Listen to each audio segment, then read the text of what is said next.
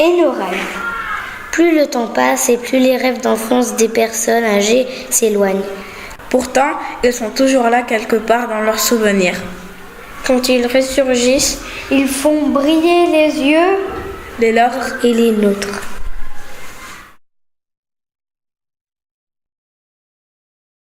François Bure. Quel était votre rêve d'enfance? C'était la musique, n'est-ce pas? François confirme par un clignement d'yeux, accompagné d'un hochement de tête mimant un chef d'orchestre conduisant un orchestre. C'était le piano et conduire de la musique et écrire. Conduire la musique? Oui. Mais vous n'avez pas pu parce que votre père ne voulait pas, c'est ça? Réponse positive et tristesse visible.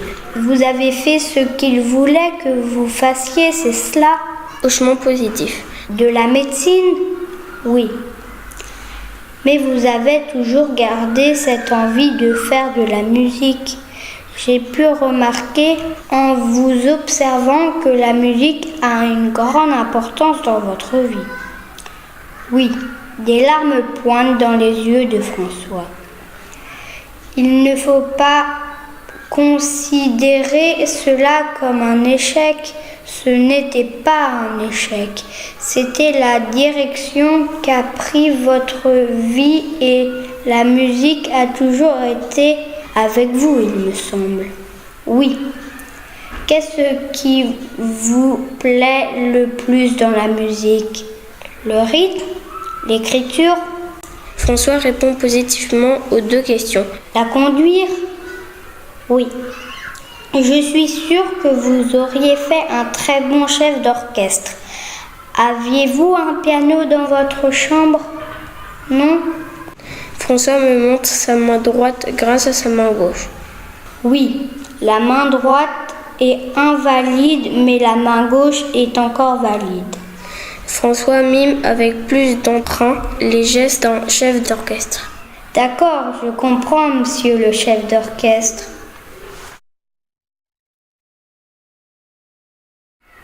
Madame Hugues, je me rappelle encore du carnet avec les pensionnaires l'année passée, leur histoire. Je me rappelle encore, dont la vôtre, oui. Je suis venue aujourd'hui pour que vous partagiez un rêve que vous aviez quand vous étiez petite. Qu'est-ce qui vous vient en tête? Quand j'étais toute petite, je ne me rappelle plus. J'ai longtemps pris des leçons de piano. Je fais encore aujourd'hui, mais avec des fautes. Il y a le piano là à l'étage.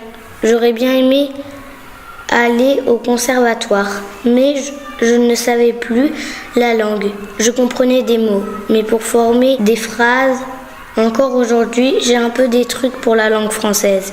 Je pratique mieux l'allemand. C'était les années. Je suis née en 30. J'avais 14 ans quand Strasbourg a été évacué. Nous, mes parents, avaient une porcherie. Ils avaient commencé une porcherie parce qu'ils ne voulaient pas. Les grands-parents avaient une laiterie.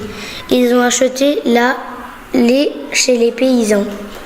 Ils l'ont écrémé et ils ont fait du beurre et ça avec beaucoup de machines qui étaient derrière la maison avec un grand toit. Et ma maman m'a dit, quand elle est rentrée avec moi de l'hôpital, ils étaient en train de construire, c'était en 30. Alors ils ont construit ce toit et ça quand il y avait les bombardements. Tout est tombé. Ils ont mis ce qui donne pas le cancer. Pour trouver les mots en allemand, Torpor, c'est isolant. L'amiante? Oui, l'amiante. Alors, là, quand ils ont détruit la maison, on a vendu. Et quand ils ont détruit ça, ils avaient tous des masques. Moi, je suis pas allée là-bas. Mais ma sœur, quand elle est allée là-bas, elle l'a dit, ils portent tous des masques pour ne pas attraper l'amiante. Ça, on ne le savait pas. On l'avait pris comme isolant, entre les murs. Vous disiez tout à l'heure que vous êtes allé au conservatoire. Non, je ne suis pas allée, parce que je ne savais plus le français. Mais vous aviez pris des cours? Oui, pendant 5 ou 6 ans. Je jouais très bien du piano, encore aujourd'hui, je joue du piano. Mais je fais aussi un peu de fautes. Je reste accrochée, mais j'aime encore toujours le piano. Si on voulait parler d'un de vos rêves d'enfance, on pourrait donc énoncer celui-ci. Faire de la musique, oui. Et après, j'ai appris couturière. Mais ça, ce n'était pas un rêve, si? Non, pas un rêve. Je savais bien faire de la couture. Pour tricoter, j'étais pas si bon. Mais pour faire du crochet, ça, j'arrivais bien. Je préférais faire couturière. Il fallait faire quelque chose. Pendant la guerre, les Allemands, quand on avait 14 ans, il fallait aller une année de Kissior. Ils ont dit ça, une année de travail chez une famille qui avait 4 enfants. Alors mes parents avaient des magasins. Alors ils ont pu demander que moi, je peux faire 6 mois, enfin, je peux aller chez eux faire le travail et ça pendant 6 mois. Mais c'était juste avant qu'on soit libérés, parce qu'on savait que bientôt on serait de nouveau français et que c'est terminé. Madame Laurent, avez-vous un rêve d'enfant dont vous vous rappelez? J'en ai 2. Le premier, c'était infirmière. À tel point que je me fabriquais avec des chiffons. Et je faisais des coiffes d'infirmière. Parce qu'à l'époque, elles avaient des voiles. Après, parce qu'il y avait une coiffeuse près de la maison, j'ai voulu être coiffeuse. Après, j'avais plus envie d'être coiffeuse, je voulais être médecin. Là, c'était le rêve tout à fait utopique, compte tenu des revenus de ce que mes parents gagnaient. Dans le textile, on était très mal payé. Et après, j'ai été à l'usine. Il y a eu la guerre. J'ai eu ma déclaration d'amour, mon mari l'a faite. J'ai la photo ici quand on était une fois en promenade. J'étais un peu plus grande que la petite ici. Il a dit, tu ne te marieras avec personne d'autre qu'avec moi. Et finalement, il s'était évadé durant la guerre, donc les rêves, c'était attendre le retour évidemment. À l'usine, c'était pas toujours facile, surtout quand on aurait eu envie de faire autre chose et qu'on ne pouvait pas. J'aurais voulu continuer les études après le certificat d'études, mais les parents n'avaient pas les moyens.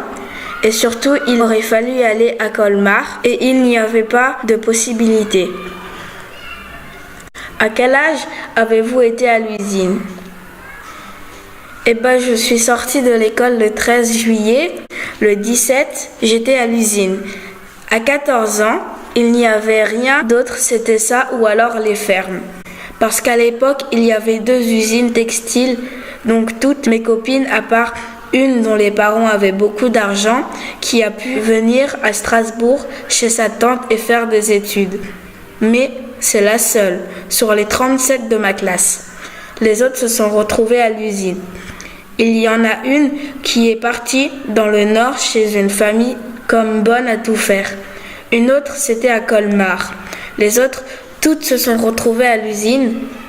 Il y en avait aussi une qui était des filles qui venaient des fermes. Donc, elles s'étaient retrouvées. Votre grand rêve, c'était donc, oui, infirmière. S'il n'y avait pas eu la guerre, peut-être qu'à 18 ans, j'aurais pu faire l'école d'infirmière. Peut-être. Mais là, j'aurais pu aller à l'école à Colmar.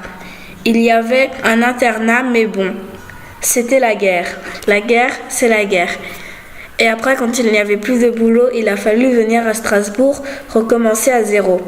Mon mari a commencé à la caisse d'allocation familiale comme débutant à 33 ans.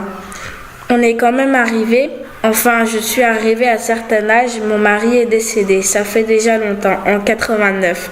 Et après, il y a eu des petits-enfants. Ça, c'était le rêve. Et vous avez été gâtés. Oui, mais ici je n'en ai que 4. Tous les autres sont dans le Midi, donc je les vois très rarement.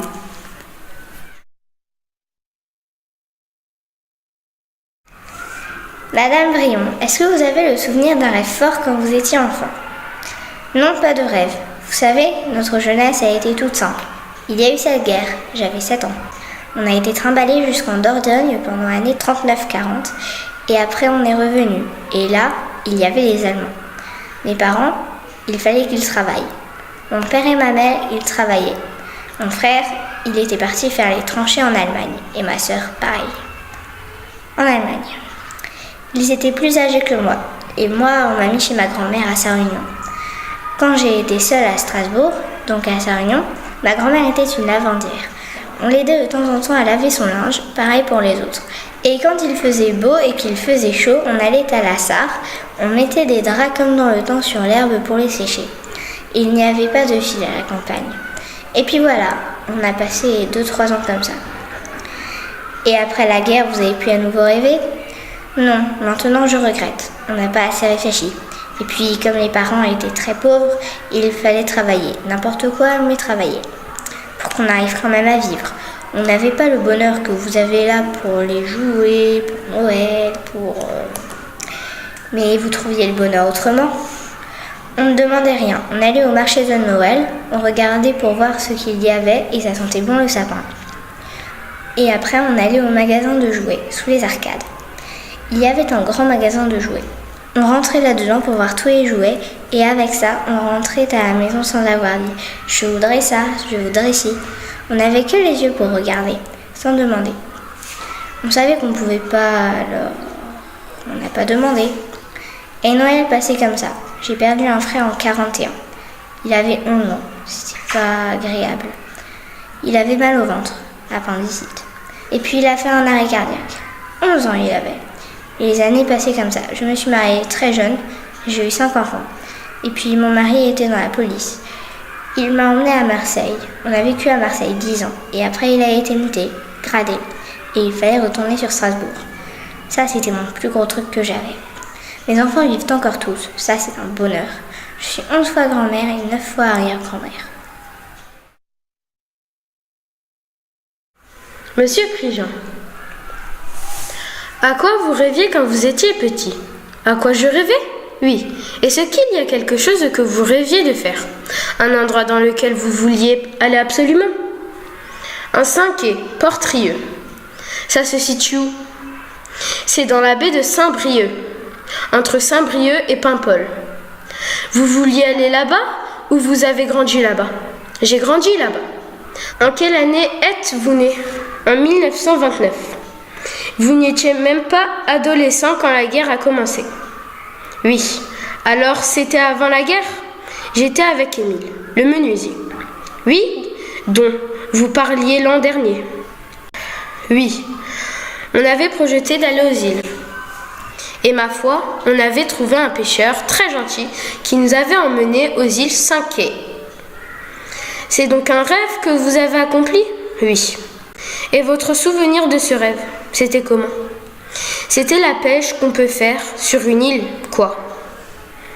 Des coquillages, des ormeaux. Les ormeaux, c'est une coquille plate et la bête est en dessous.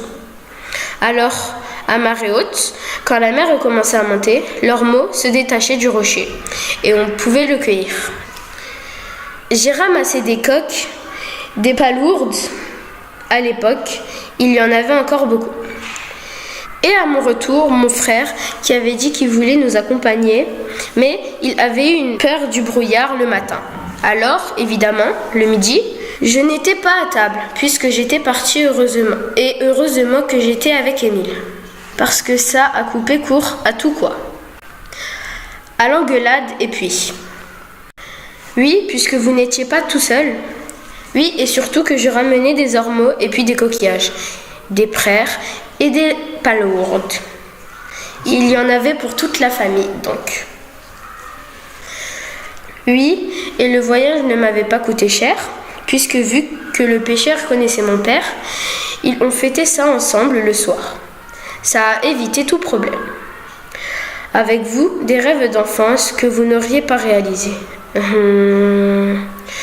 Ou vous avez l'impression d'avoir fait tout ce que vous vouliez. Oui, c'est super ça. Madame Meyer, avez-vous un rêve d'enfance qui était fort et a persisté ? Oui, je voulais devenir sage-femme, mais finalement, ça ne s'est pas fait. À 5 ou 6 ans, on ne sait pas d'où viennent les enfants. C'est la cigogne qui apporte ça dans un petit sac. Pourquoi avez-vous dû l'abandonner ? D'abord, à la Libération, je ne savais pas un mot de français. si ce n'est bonjour et au revoir. Alors il a fallu tout apprendre parce que j'avais fait mes classes en allemand. Et non, peu à peu, ça s'est estompé parce que c'était dur d'apprendre le français. Ça a été la plus grosse difficulté en réalité. Oui, en allemand, on prononce tout, alors qu'en français, on écrit des choses qu'on ne prononce pas. Alors ça s'est confondu comme ça. Combien de temps vous a-t-il fallu pour parler français correctement ? Oh, je pense 1 an et demi au moins. Les dictées, c'était 20 fautes. Enfin, c'était un minimum, quoi, parce qu'on écrivait à l'allemande. Donc vous aviez toujours 0 en dictée. Eh bien oui, mais toute la classe. Il n'y en avait pas un qui dépassait l'autre. Et peu à peu, c'est rentré quand même. Et on a eu de meilleures notes. J'ai pu me classer parmi les 5 premières après. On a été obligé d'aller en études le soir encore, parce que c'était une répétition de ce qu'on faisait en classe. Et après, il fallait encore faire les devoirs à la maison. Une rédaction, corriger des textes et tout ça, c'était laborieux.